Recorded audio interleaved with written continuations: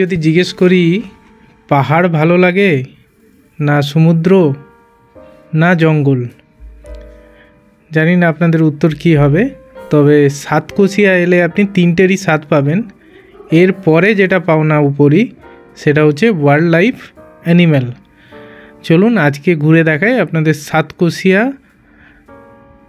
কে শুরু করছি নতুন একটা এপিসোড উড়িষ্যা সিরিজের 2013 আর ব্লগ সিরিজ নাম্বার 3 আর ব্লগ নাম্বার হচ্ছে 31। আগের পর্ব যারা দেখেননি তাদের জন্য একটু রিক্যাপ করে দিই। আমরা কলকাতা থেকে রাত্রি 2টোর সময় গাড়ি ছেড়ে অ্যাপ্রক্সলি 2টোর সময় সাতকোশিয়া পৌঁছেছিলাম। সেই দিন আর কিছু করার ছিল না। নেক্সট দিন আমরা দেখিয়েছিলাম বনদুর্গা গার্ডেনকে এবং তার অ্যাম্বিয়েন্স, সেটা নিয়ে কথা হয়েছে, অ্যাজ ওয়েল অ্যাজ সাতকোশিয়ার যে ফরেস্ট এরিয়া সেখানে এন্ট্রি করে আমরা next to Satkosia wild life সেঞ্চুরির দিকে যাচ্ছি। সাথে থাকুন। আর যারা আগের পর্বগুলো দেখেননি রিকোয়েস্ট করব আপনারা দেখে নেবেন, লিঙ্ক ডেসক্রিপশানে দিয়ে দিলাম। সাতকোশিয়াতে এসেছো?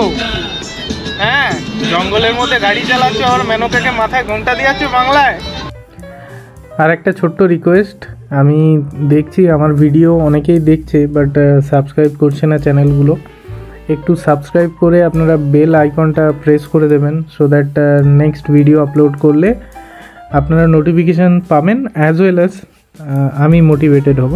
Thank you. প্রায় জঙ্গলের ভেতরে 30 কিলোমিটার রাস্তা আপনাদেরকে যেতে হবে।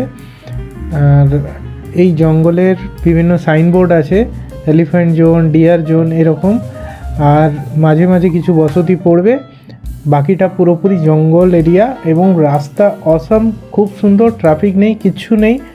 জঙ্গলের মধ্যে গাড়ি চালাতে খুব ভালো লাগবে। এই রাস্তাটা জাস্ট মিস করব। যারা ড্রাইভিং এনথুসিয়াস্ট হন তারা আশা করি বুঝতে পারবেন আমি কি বলতে চাইছি। আমার এই সিরিজে একটা জিনিস আমি অবশ্যই বলবো, উড়িষ্যার সমস্ত ডেস্টিনেশন যেগুলো আমরা ঘুরলাম প্রত্যেকটা জায়গায় পার্কিং নিয়ে কোনো প্রবলেম হয়নি। ইভেন 25 ডিসেম্বরে আমরা গেছিলাম, ফুল পিকনিক টাইম, ওখানে প্রচুর লোকাল লোকজন ছিল। তো পার্কিংয়ের ব্যাপারটা ওখানে খুব ডিসেন্ট। আমাদের মেট্রো সিটি বা কলকাতার মতো নয় যেরকম হঠাৎ করে একটা কিছু ভাড়া চেয়ে নেওয়া, টাকা চেয়ে নেওয়া, এরকম কিছু ব্যাপার নেই। তো ওদের প্রিডিফাইন্ড কুপন আছে, ওটা দিয়ে দেবে। মোস্ট প্রবলি এখানে আমাদের পার্কিং লেগেছিলো অ্যাপ্রক্সলি 50 রুপিস। তো আমরা দিয়েছিলাম। আমাদের গাড়ির ক্যারিয়ারের লাগেজ ছিল বাঁধা, যেটা প্রত্যেকটা স্টপে এটাকে রিমুভ করা সম্ভব হয়নি।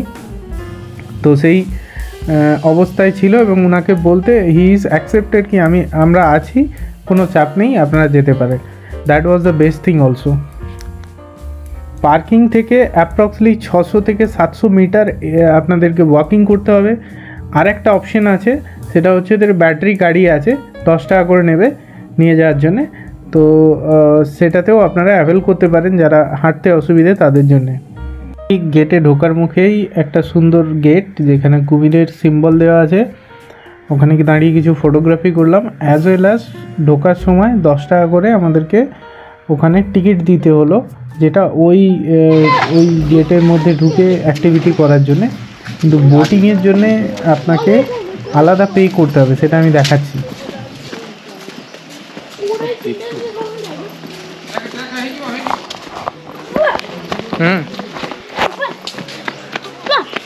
ওইখানে না কোকোডাইল সেন্টার আছে, যাও। ও দেখতে পেয়েছি।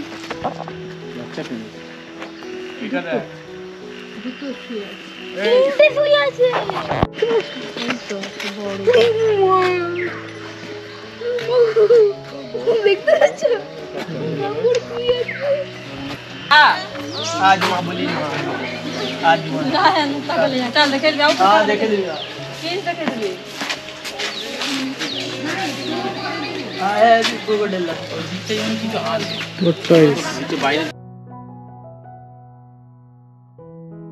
বোট রাইডের ফান্ডাটা বলে রাখি, 8 জনের ক্যাপাসিটি, মানে একটা টাইমে বোটের যে ক্যাপাসিটি হয় 8 জনের, তাতে আপনাকে পে করতে হবে 1600 টাকা। সে আপনি 2 জন আনুন, 8 জন আনুন, 4 জন আনুন, আপনাকে কিন্তু পে করতে হবে 1600 টাকায়। এবার গ্রুপিংটা আপনাকে ম্যানুয়ালি করতে হবে।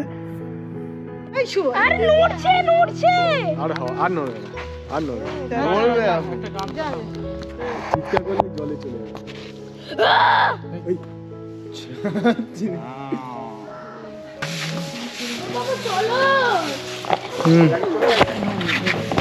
এটা ঘড়িয়াল, ওটা কিন্তু ম্যানিটার। কি? হ্যাঁ, তোকে কুমির কিরম করেছে একবার দেখিয়ে দে। কুমির কি বলেছে? আমি বলছি কুমিরকে হ্যালো, তুমি বলছে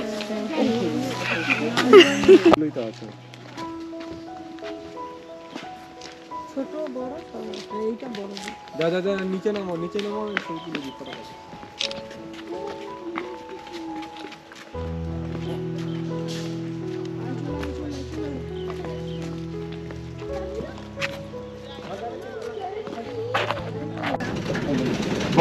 মধ্যে বোটিং স্টার্ট করতে যাচ্ছি। এই হচ্ছে পুরো টিম। আলোর জন্য ফোকাস কতটা ক্লিয়ার জানি না। নৌকো স্টার্ট করে দিয়ে তাহলে 8 জনের ক্যাপাসিটি থাকে আপাতত। এখনকার রেট হচ্ছে 1600 টাকা। তাই 8 জন নিয়ে আসুন আর 4 জন নিয়ে আসুন। গ্রুপিংটা আপনাকেই করতে হবে। চলুন আপনাদের দেখাই। সবাই সেলফিতে আসো।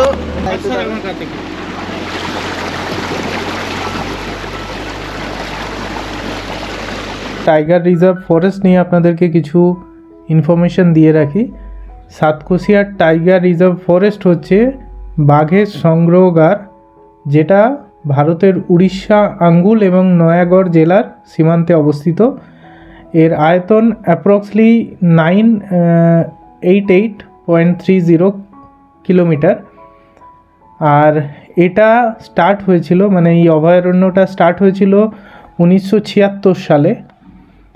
বেসিক্যালি মহানদীর পূর্ব ঘাট পর্বতমালার 22 কিলোমিটার গিরিখাতের মধ্যে দিয়ে গেছে এর এরিয়াটা। প্রথমেই বলে রাখি, বর্তমানে কিন্তু এখানে কোনো বাঘ নেই। ন্যাশনাল টাইগার কনজারভেশন অথরিটি, যেটা মধ্যপ্রদেশের কানহা ন্যাশনাল পার্ক থেকে বন থেকে সাতকোশিয়ার উড়িষ্যা সাতকোশিয়ার টাইগার রিজার্ভে 6টি বাঘ স্থানান্তরিত করেছিল। তো সেগুলো আর নেই, তবু নামটা রয়ে গেছে। তবে হতাশ হওয়ার কিছু নেই, এখানে অনেক জন্তু জানোয়ার পাবেন, যেমন চিতাবাঘ, ভারতীয় বন্য কুকুর বা যেটাকে ঢোল বলে, বন্য শুয়োর, ডোরাকাটা হায়না, স্লগ বিয়ার, চিতা বিড়াল, জঙ্গল বিড়াল। তৃণভোজী প্রাণীদের মধ্যে এশিয়ান হাতি প্রচুর পাওয়া যায়। আর দাগযুক্ত হরিণ, সাম্বার হরিণ, বার্কিং ডিয়ার, লাঙ্গুর, সজারু, প্লাস মানে মিগার কুমির যেটা বলে ঘড়িয়াল, আর আরও বিভিন্ন সরীসৃপ রয়েছে। এবং এখানে ভারতীয় বিশালাকার কাঠবিড়ালিও পাওয়া যায়। তো এই জায়গাটিতে বিড়াল মাছের মতো অনেক মাছ রয়েছে, যার ওজন প্রায় 30 কিলোগ্রাম পর্যন্ত হতে পারে।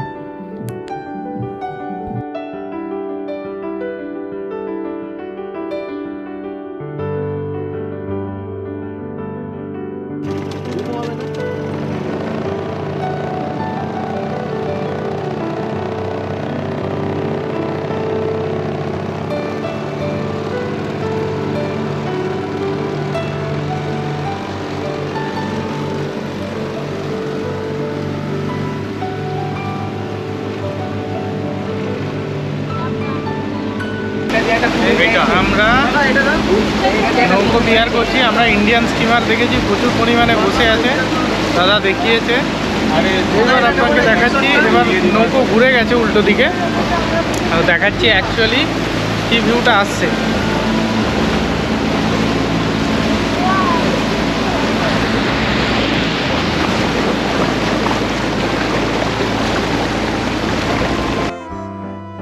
এইরকম একটা প্রাকৃতিক সৌন্দর্যের সাথে এই মুহূর্তের সাক্ষী আমরাও রইলাম।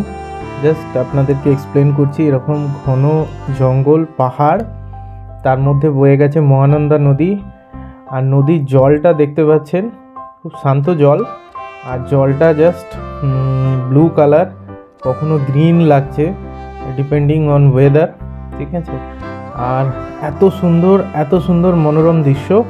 প্রায় 1 ঘন্টা নৌকো রাইড কম বেশি হবে, আর খুব ভালো লাগবে, মানে জাস্ট রাজা মহারাজা বলা ফিলিংস। আর আমি আমার ভিডিওতে এই নদীরই বেশি দিলাম ছবি, জানি না আপনাদের কেমন লাগবে।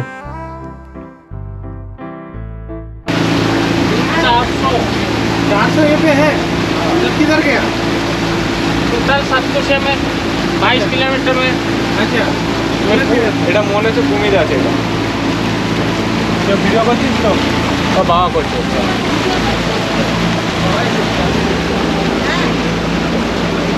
ওরা দেখছো?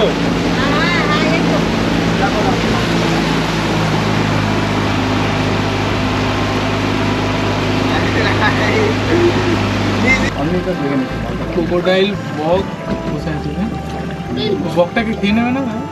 না বন্ধু আছে।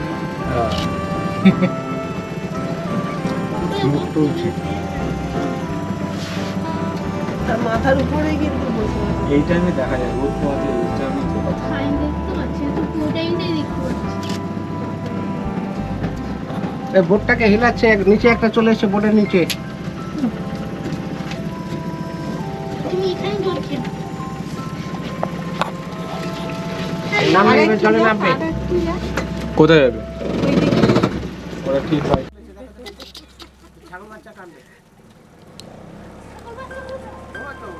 আমার পিছনে এটা বসে আছে।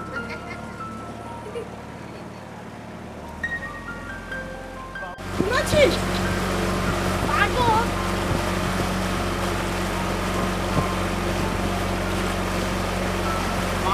কত দেখবি বলতো আমাকে লেগে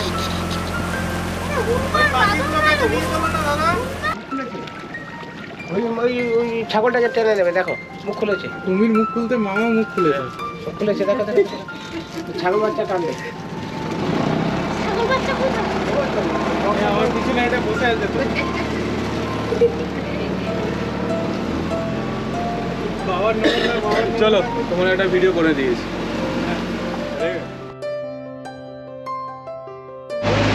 হরিণ হরিণ হরিণ হরিণ হরিণ ওরে হ্যাঁ হ্যাঁ ডিয়ার হরিণের বাচ্চা। চলে গেছে হরিণ হরিণ জঙ্গলের মধ্যে ঢুকে গেছে। হ্যাঁ এখানে তো টাওয়ারই নেই। ওই তো হরিণ, হলুদ রঙের দেখতে পাচ্ছ? দেখতে পেয়েছি। না না না না ওটা কাছের গুঁড়ো। হ্যাঁ হ্যাঁ ওটা কাছের গুঁড়ো। কাঠের হরিণ বলে কাঠের গুঁড়ো। বাচ্চা দুটো দেখতে আছে, ওই বাচ্চাটা ঢুকে যাবে ওই দেখো মাঝখানে দাঁড়িয়ে আছে।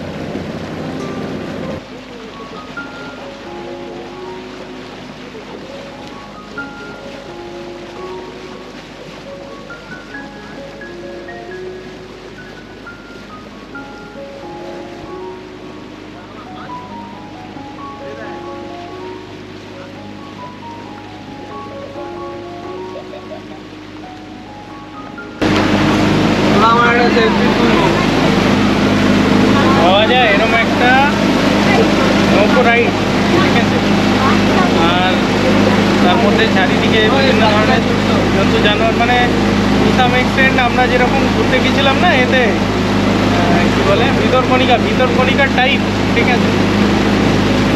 ভিতরকণিকাতে কোয়ান্টিটিটা একটু বেশি ছিল।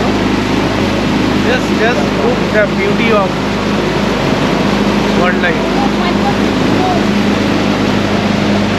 আবার কিছু হরিণ নাকি?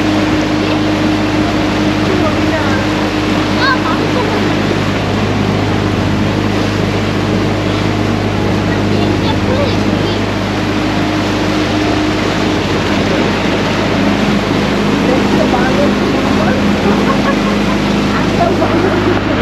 খেলা করছে।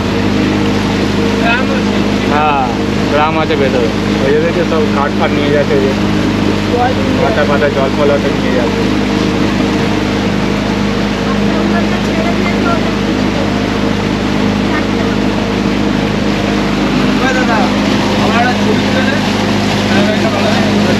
আর কি আছে, আর কিছু নেই।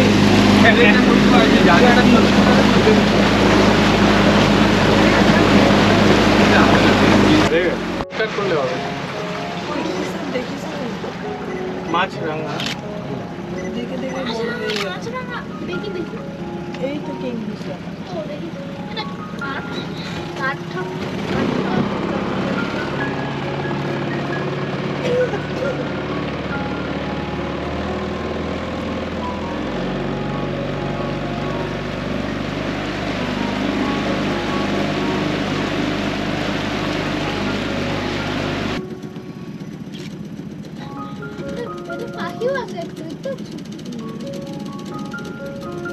অনেক পাখি আছে এই একটা ছোট্ট করে দেয়। প্রত্যেকটা এর উপরই টর্টোয়েস পাখি বসে আছে সাবধানে ডোন্ট সাউট জাস্ট ওয়াচ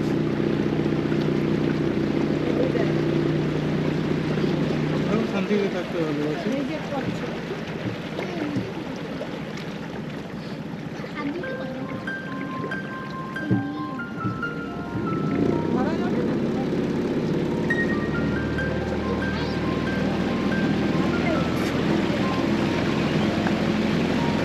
এইভাবেই বিভিন্ন জন্তু জানোয়ার এই নদীর চারপাশে পাহাড়ের কোলে দেখতে দেখতে আমাদের প্রায় 1 ঘন্টা শেষ হতে চললো। আমরা এবার এখান থেকে বেরিয়ে যাব বালিগুড়া। আজকের ডেস্টিনেশন বালিগুড়া। পথে পড়বে আরেকটা ওয়াটারফল, যে ভিডিও আমি পরের ব্লগে নিয়ে আসছি। অ্যাকচুয়ালি আমি চাকরি করি কোনো জায়গায়, তো সেখান থেকে টাইম ম্যানেজ করে এটা এডিট করে আমাকে আপলোড করতে হয়, সেই জন্যে একটু লেট ভিডিও আসছে। আমি খুবই দুঃখিত তার জন্যে। তো সাথে থাকুন, নেক্সট ভিডিও আপনাদের জন্যে টুয়ার্ডস দারিংবাড়ি। রাস্তা থাকবে, জঙ্গল থাকবে, ভালো লাগবে। পরে দেখা হচ্ছে, বাই বাই।